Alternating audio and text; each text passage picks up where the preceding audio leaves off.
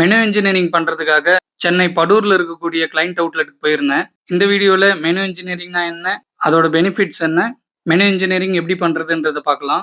Menu engineering என்றது மெனுல உள்ள டிஷ்ஷோட ப்ராஃபிட்டபிலிட்டிக்கும், பாப்புலாரிட்டிக்கும் இடையே உள்ள தொடர்ப சைக்காலஜிக்கலா மெனுவ பிரைசிங் பண்றது. இந்த மெனு இன்ஜினியரிங்க சைலன்ட் சேல்ஸ்மன் கூட சொல்லலாம். இப்போ இதோட பெனிஃபிட்ஸ் பார்த்துடலாம்.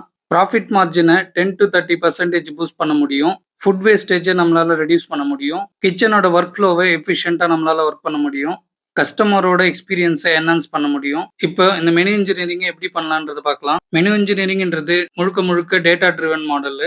புரியுற மாதிரி சொல்லணும்னா, எந்த டிஷ் அதிக ப்ராஃபிட்டை தரும், எந்த டிஷ் அதிக பாப்புலாரிட்டியில இருக்கு, எந்த டிஷ் பாப்புலாரிட்டி கம்மியா இருக்கு, அதை பத்தின டேட்டாஸை கலெக்ட் பண்றது தான்.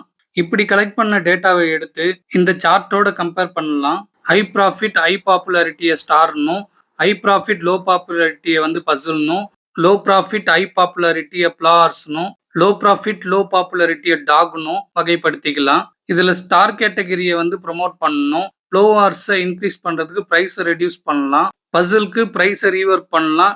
டாகை ரிமூவ் பண்ணிடலாம்.